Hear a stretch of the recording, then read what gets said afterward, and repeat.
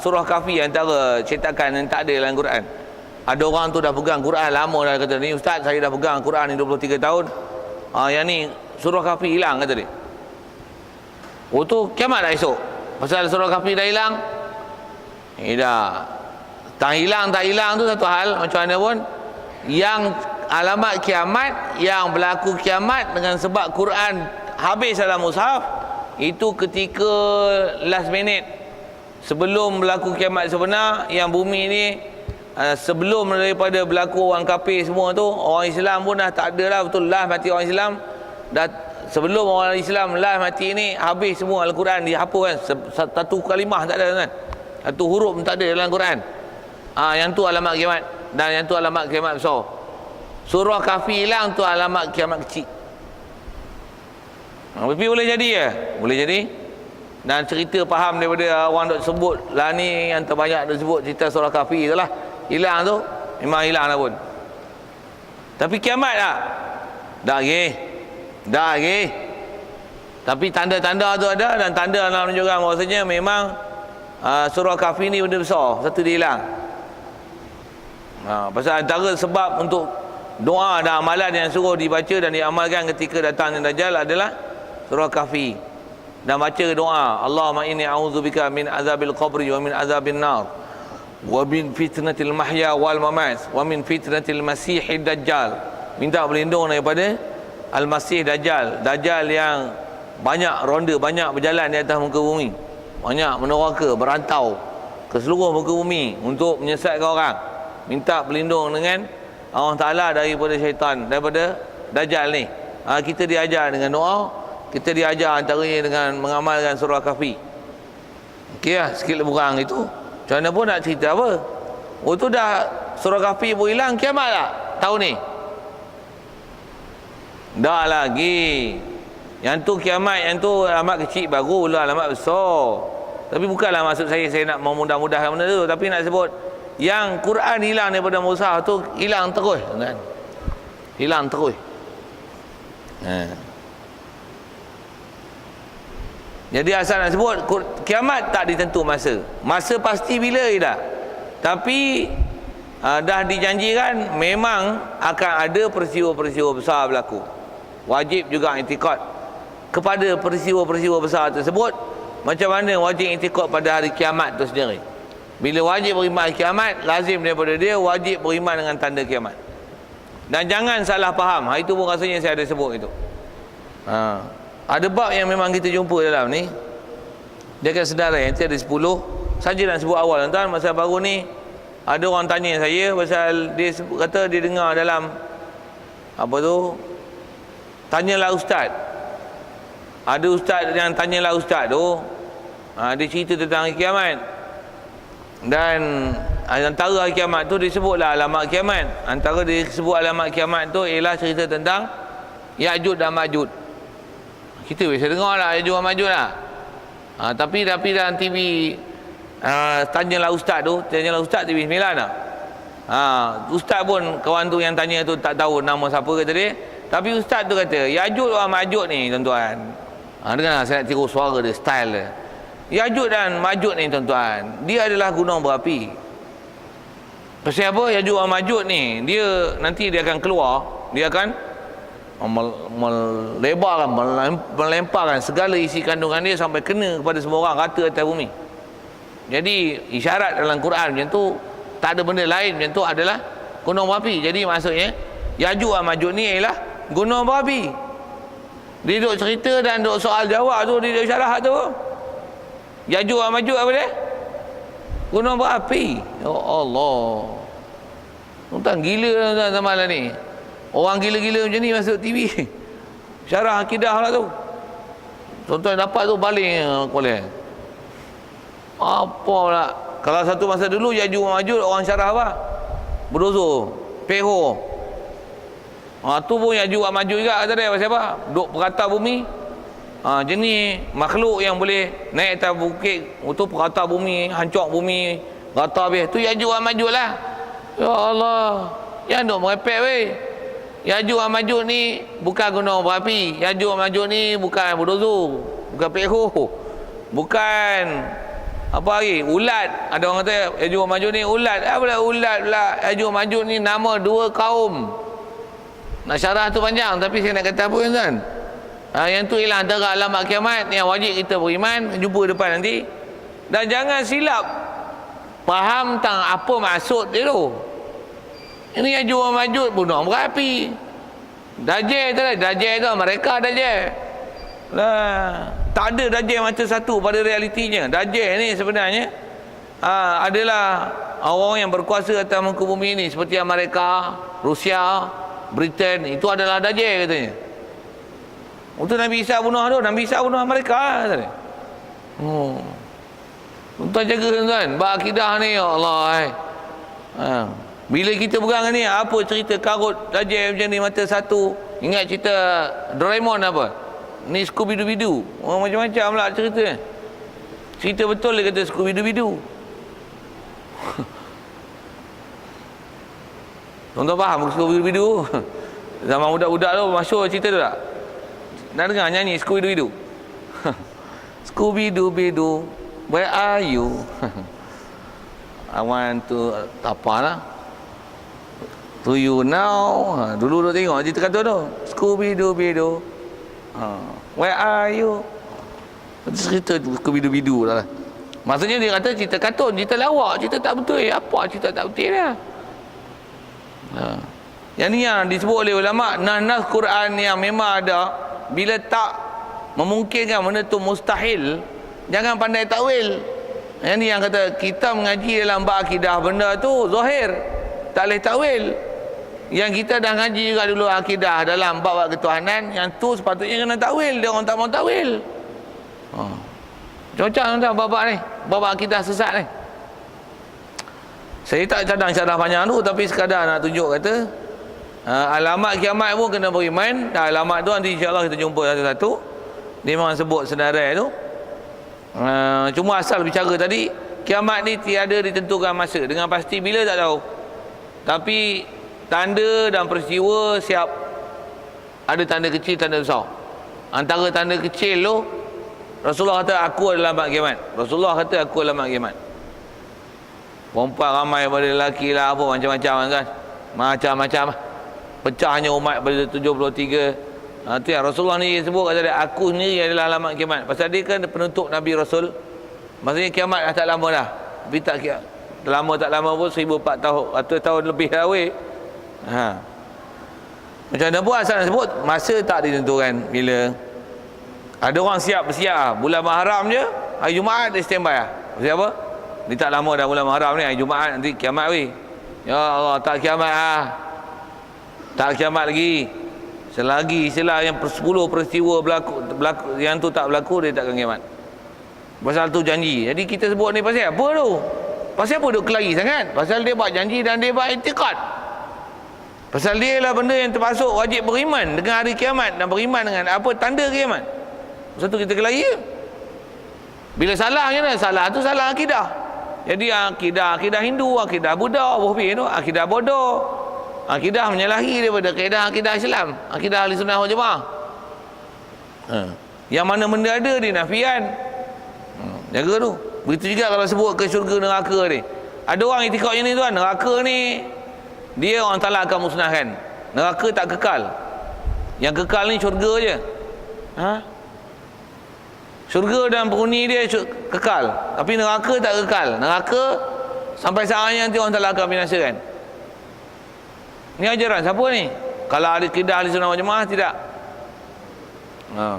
Dan benda ni tuan yang bercakap yang ni, kalau zaman lah ni lah orang-orang besar-besar kan.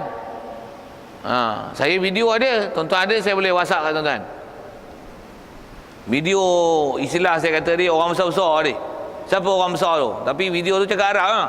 Arab kan, bukan Melayu. Dan ada orang Melayu kita pakai dia. Dia kata apa? Dia kata syurga ni yang kekal, neraka tak kekal. Disebutlah kaedah dia. Ayat Quran gini menunjukkan neraka tak kekal. Neraka ada waktu tempoh dia saja. Sampai tempoh dia orang Taala akan binasakan neraka. Kaedah menyalahi Ahli Sunnah wal Jamaah, menyalahi daripada jumhur ulama. Wajib itikad neraka orang Taala kekal abadi selama-lamanya. Begitu juga penghuni dalam neraka kekal abadi selama-lamanya. Syurga neraka termasuk dalam makhluk yang tak binasa. Okey. Tuan-tuan tanya saya kalau siapa tu, saya jawab. Jadi kalau tak tanya, saya diam, saya sebut itulah orang besar-besar tu siapa. Tapi kalau tuan-tuan ikut perkembangan dunia, kalau saya sebut ni, kalau tuan-tuan tak bisa dengar nama ni, tuan-tuan terkejut dengar, ya ke? Tu saya kata, saya bukan cakap saja, saya ada video WhatsApp, nanti saya bagi kat tuan-tuan. Bagi nombor, ada WhatsApp, saya send. Free ya, WhatsApp pun free ya. Saya nak charge boleh tak? Nak minta. Apa cacah ni? Saja saya nak sebut benda tu kan, benda tu ada. Pasal kita kan cakap kosong. Lah ni kau boleh cakap kosong-kosong lah. Cakap ni siapa cakap? Kena simpan data dan maklumat. Baik. Jadi asal nak sebut tu, wajib itikad lah apa sepatutnya diitikad yang mana warid datang. Jadi antaranya masa kita tak tahu. Okey, siap. Dan di masa itulah berlakunya segala perkara yang tersebut tadi itu di sebuah kitab kita baca bulan lepas. Menurut bagaimana yang telah diberitakan dalam Al-Quran dan hadis-hadis Nabawi, wajib ia percaya dan itikadkan. Wajib itikad dan percaya. Wajib pegang sungguh. Memang macam mana bila ditiup oleh Israfil sangkakala, lepas tu matahari terbelah, langit pecah jatuh, gugur luruh atas bumi, satu berdetilan itulah. Kalau tengok tafsir itu panjang nak sebut tu, tapi apa nak sebut ialah apa yang tertera dalam Quran hadis menghuraikan suasana yang berlaku pada ketika hari kiamat itu pasti akan berlaku macam mana yang diceritakan. Okey, nak sebut tentulah. Wajib beriman dan dia berlaku. Ya, wajib beriman dan dia memang berlaku. Okey. Jadi antaranya disebut begini, percaya dan itikad apa? Pertama, bahawasanya sekalian manusia dihidupkan oleh Tuhan.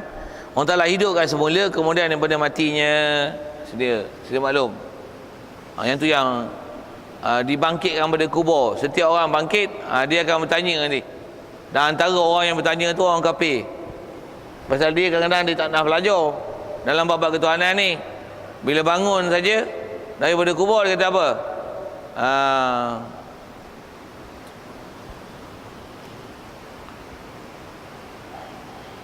Mimar qadina tu, lajak dah baca. Qalu ya wailana man ba'athana mimar qadina. Dia bangun-bangun je, antara dia kata apa? Kata ya wailana, apa celakanya kita ni? Ya wailana man ba'athana mimar qadina, siapa yang bangkitkan kita daripada tempat tidur kita ni? Jadi disebut marqad tu kubur lah. Kalau faham daripada ayat Quran tu, yang cakap tu siapa? Kafir lah, pasal dia tak tahu peristiwa tersebut. Dan bila kafir tak tahu peristiwa kiamat, maksudnya dia tak pernah diceritakan tentang hari kiamat, tak pernah sampai seruan Islam pada dia. Jadi dia tak tahu peristiwa kebangkitan semula. Satu ayat tu kalau tengok alusi sikit, Allah Ta'ala sebut kafir tu bangun, dia kata apa? Ya wailana man ba'athana mim marqadina, siapa yang bangkitkan kami daripada tempat tidur. Jadi maksudnya dia relax pada tempat tidur, bukan tempat azab. Apa fahamnya? Pasal dia ahli fatrah, pasal dia tak tahu langsung bab kiamat ni. Nanti akan ada orang beriman jawab, hadza ma wa'adar rahman wa sadaqal mursalun. Nak syarah tu banyak, tapi sekali lalu nak tunjukkan dalam Quran menceritakan bagaimana peristiwa tu bila bangkit esok. Ada manusia yang memang tahu perkara itu, ada yang memang tukang jawab. Ada yang kata jawab tu orang beriman, ada kata yang jawab hadza ma wa'adar rahman wa sadaqal mursalun, ada yang kata menjawab tu ialah para malaikat. Itu khilaf ulama tafsir lah. Tapi yang tanya tu memang kafir. Dan kafir tu faham oleh ulama tafsir, dia kata kafir tu kafir yang tak pernah sampai seruan Islam. Satulah dia kata mimar qadina, daripada tempat tidur kami. Pasal kubur tu dia tidur, dia rehat, dia tak ada azab. Pasal dia lah kafir ahli fatrah. Sikit saya pernah ada sebut-sebut istilah ahli fatrah apa tu. Macam mana pun nak faham ke Quran tu, ialah datang kata apa peristiwa yang ada memang berlaku. Sama ada waktu musnah alam, waktu bangkit daripada bumi pada tiupan kali kedua sangkakala itu. Baik. Hidupkan semula, kemudian pada mati, keadaannya serupa bagaimana kejadian ia masa dunia. Antara keadaan kita bangkit kubur ni tuan, macam mana rupa kita? Ada dalam hadis sebut, saya ingat saya macam ni ngaji dulu, dia sebut yub'atsun nasu yaumal qiyamah ala ma mata alaihi atau kama qala. Dibangkitkan manusia pada kiamat esok di atas apa hal yang dia mati. Apa hal dia mati? Ala ma mata alaihi, atas barang yang dia mati atasnya. Dia mati macam mana? Kalau dia mati muda, rupa dia muda. Mati dia tua, rupa dia tua. Kalau mati dia tengok kena apa nak sebut kan? Apa hal lah? Ada janggut. Ada janggut. Tak ada janggut, tak ada janggut. Tu asal bangkit pada kubur. Jadi macam mana hal kita ada? Kalau perut boroi, kuih kering. Itu mula-mula bangkit pada kubur. Dalam keadaan yang sama juga disebut dalam hadis-hadis kalau kita belajar bab bangkit pada kubur ni, semua manusia nanti dia akan jadi berkuluk balik. Apa yang pernah benda tertanggal pada kita semua sambung. Semua sambung. Itu yang kita ada belajar dalam bab hadis. Cerita tentang bab hadap besar apa tu, yang bila hadap besar, kalau kaedah kita dan Syafi'i, jadi makruh tahrim, ada masuk makruh tanzih. Makruh menghilangkan juzuk-juzuk anggota badan dalam keadaan hadap besar. Cabut bulu, potong kuku. Pasal apa? Semua tu akan balik di akhirat esok. Mana yang tertanggal daripada badan dalam keadaan dia hadap besar, dia akan balik hitam. Yang mana pernah kena kesan cahaya, tambah kesan cahaya wuduk, dia akan bercahaya terang menerang. Dan memang khususnya umat Nabi SAW, setiap umat Nabi yang istilahnya beriman taat, muka dia akan terang. Muka, tangan sampai siku, dan kaki sampai buku lali. Atas sebab ulama, dia akan terang sejauh mana kita basuh masa wuduk. Yang ni memang basuh. Ni power punya. Berapa watt yang tanya saya? Kalau yang atas ni tengoklah berapa kekerapan dia. Kurang-kurang lah watt. Mungkin yang ni 1000 watt, yang ni mungkin 50 watt. Pasal apa? Pasal kadang-kadang wuduk tak basuh sampai sini. Sini ya. Yang mana wuduk macam ni je, tak sampai siku, tu silap kelabu. Silap gelap. Pasal apa? Tak sah wuduk. Tu wuduk bodoh. Buah pergi syarah gitu kan. Satu saya ngaji dulu, tu guru sebut syarah tu, dia sebut baru kita beringat sikit, ambil wuduk elok-elok kena ayat-ayat gitu, alamak takutnya pasal ambil baru macam kata ada salah di akhirat esok ambil wuduk tak betul. Okey. Sikit kot tu. Jadi macam mana kita mati, macam itulah akan dibangkitkan. Lepas itu baru orang Taala akan ubah rupa. Yang baik jadi rupa baik, yang ada rupa babi, ada rupa anjing, ada rupa landak, bopi bahasa itu, ada rupa gajah, ada rupa unta. Antara rupa unta tuan-tuan tahu apa? Rupa unta dengan rupa keledai. Imam tak rokok lagi, dia rokok Itu orang Taala panjangkan tekuk dia macam tekuk unta, rupa dia unta. Tengok muka unta esok tuan-tuan cam tu. Lawak lah sambil-sambil tu. Ada rupa anjing macam-macam kan. Jadi macam mana pun awal-awal bangkit, macam mana rupa asal. Yang tu kalau ikut yang warid datang. Lepas tu baru diubah rupa pada rupa lain. Dan manusia pun walaupun keadaan rupa macam-macam tu, tak ada masa untuk pergi tengok ke orang. Yang ni rupa anjing contohnya. Yang ni rupa yang ni tak ada nak menengok orang tuan-tuan. Quran ada sebut likulli mri'in yauma idzin sya'nun yughni. Pada hari kiamat esok tu, setiap orang likulli mri'in yauma idzin, pada tiup sangkakala kedua tu, sya'nun yughni, dia ada urusan perkara yang mensibukkan dia, tak ada mikir orang lain. Walaupun kulub semua anggota pernah tanggal bersambung balik, bertelanjang, tak ada orang duk sibuk tengok mu aku, hang aku tak ada. Okey. Nisbah beriman, wajib beriman tu semua uraian kalau tengok dalam bab akidah jelas satu-satu Quran berada sebut. Cuma kita kadang-kadang kurang pengajian tak jumpa lah benda-benda itu. Baik. Macam mana mati tu orang Taala jadi yang rupa itu. Keadaannya serupa bagaimana kejadian dia masa dunia. Sekaliannya bangun daripada kubur, diimpunkan di padang mahsyar. Jadi bangun-bangun impun padang mahsyar. Nak pergi impun tu yang tukar tu. Ada rupa babi, ada yang perut jadi boroi besar-besar bukit pasal minum arak. Ada yang keluar nanah darah daripada kemaluan pasal banyak zina. Tu. Macam-macam tu, masing-masingnya hal lah. Dia yang rupa unta ada, rupa keldai, rupa anjing, macam-macam kan. Masa halau tu. Kemudian daripada nanti siap. Dan berlakulah di sana di pada masyarakat setelah diimpun nanti segala hal yang tersebut itu kalau ikut ada benda yang dia tak selesai lagi, insya-Allah jumpa akan datang. Demikian jugalah diimpunkan di tempat ini sekalian jin, malaikat dan binatang, semua impun. Binatang pun impun, dan binatang pun bangkit semula. Dan binatang pun dia diadili. Binatang pun diadili. Cuma binatang diadili, dia tak ada balasan syurga neraka. Tapi adilnya Allah Ta'ala, binatang pun diadili. Masyhur sebut dalam hadis macam mana? Kalau katalah ni ada kambing ada tanduk, ni kambing tak ada tanduk. Dia ada tanduk, dia hero lah. Kalah kawan ni. Kalah. Akhirnya esok orang Ta'ala hidupkan balik. Semua ada di mana-mana. Waktu sampai perbicaraan dia, bagi hak tak ada tanduk tu ada tanduk, yang ni tak ada tanduk. Berapa kali ditibai tu? Oh tu jadi tanah. Dia tak ada syurga neraka. Tapi proses keadilan macam tu. Tuan. Binatang macam tu. Maksudnya binatang sama binatang pun dia adili. Manusia nanya binatang kena? Lastik burung kena? Jangan lastik burung.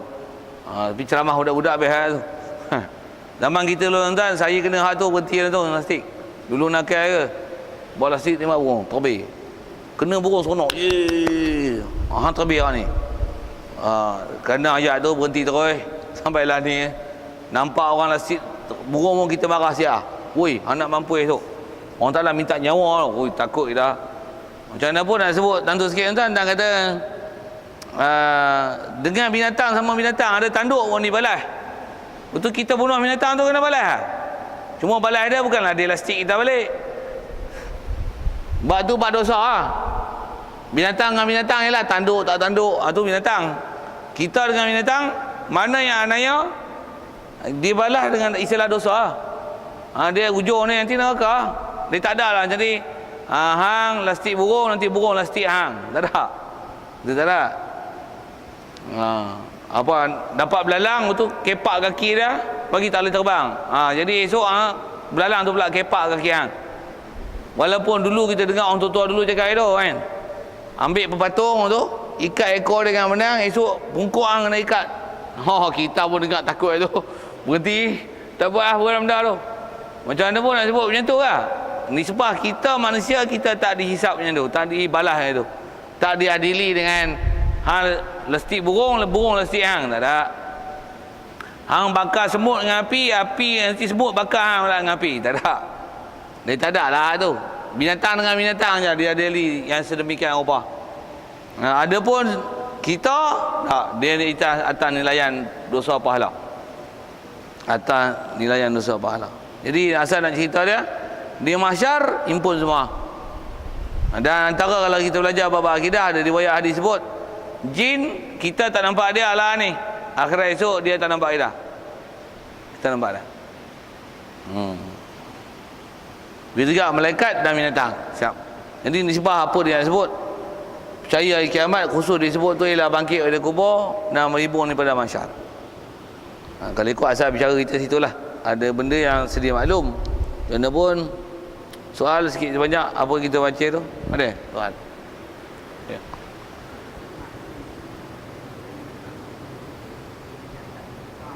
Ya.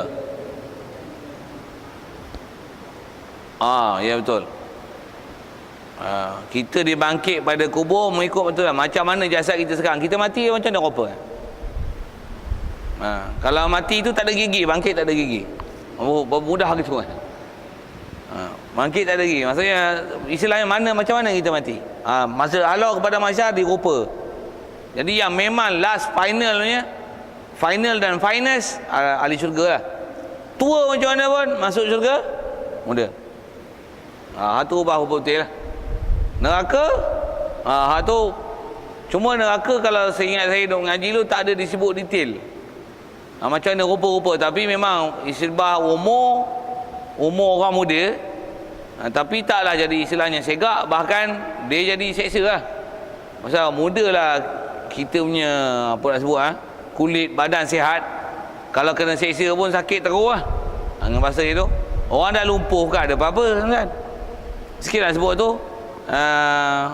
Cuma atas dalam cerita dalam neraka dia tak sebut cerita patut-patut keindahan. Jadi cerita semua tak elok aja. Macam mana pun kalau syurga memang jaminnya muda.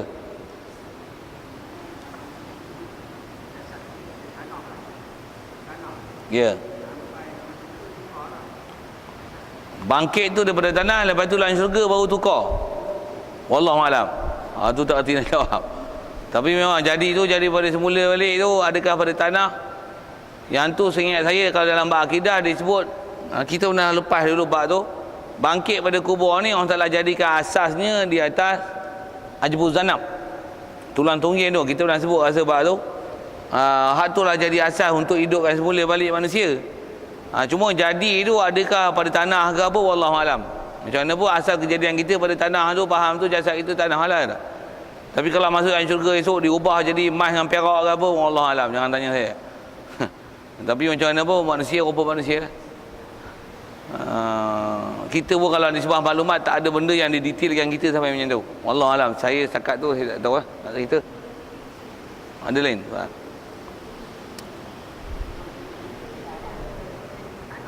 Siapa? Tulang tungging tu. Kalau faham kejadian manusia pada tanah lah. Cuma yang tu ialah antara perkara yang atas sebut ulama' dan bahas ulama' warid datang pada beberapa hadis, dia tak binasa. Macam mana roh tak hancur, jasad orang mati syahid tak hancur, faham tu tanah je. Tu ajbuz zanab tu, tulang tungging tu, tulang celungging tu, hak tu tak hancur. Jadi ada beberapa benda lah yang tak hancur tu. Jadi kalau atas kata fakta kejadian asal, tanah.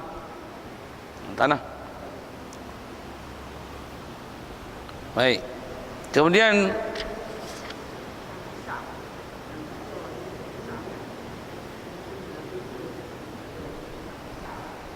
cerita tentang pisang.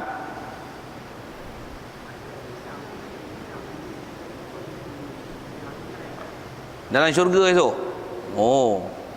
Pisang. Adakah pisang dalam syurga esok rupa pisang? Ada dalam Quran sebut tu, kullama ruziqu minha min samaratir rizqa qalu hadzal ladzi ruziqna min qablu wa utu bihi mutasyabiha. Kalau faham daripada perkataan ayat Quran tu, ahli syurga ni nanti antaranya beri makan, antara makanan yang diberi itu adalah min samarah, buah-buahan. Kullama ruziqu min samaratin minha min samaratin ruziqu rizqan. Kullama ruziqu minha min samaratin rizqan qalu, ahli syurga kata apa? Hadzal ladzi ruziqna min qablu. Macam ni kami pernah diberi rezeki, maksudnya kami pernah kecapi dulu. Wa utu bihi mutasyabiha, dan apa yang didatangkan dalam syurga esok dia ada penyerupaan rupa mutasyabih, serupa penyerupaan. Tapi nak kata serupa absolutely tak. Tapi kita kenal lah ni rupa pisang. Tapi pisang macam mana jangan tanya saya. Saya tak reti nak urai, saya tak masuk syurga. Sikitlah buat lawak itu.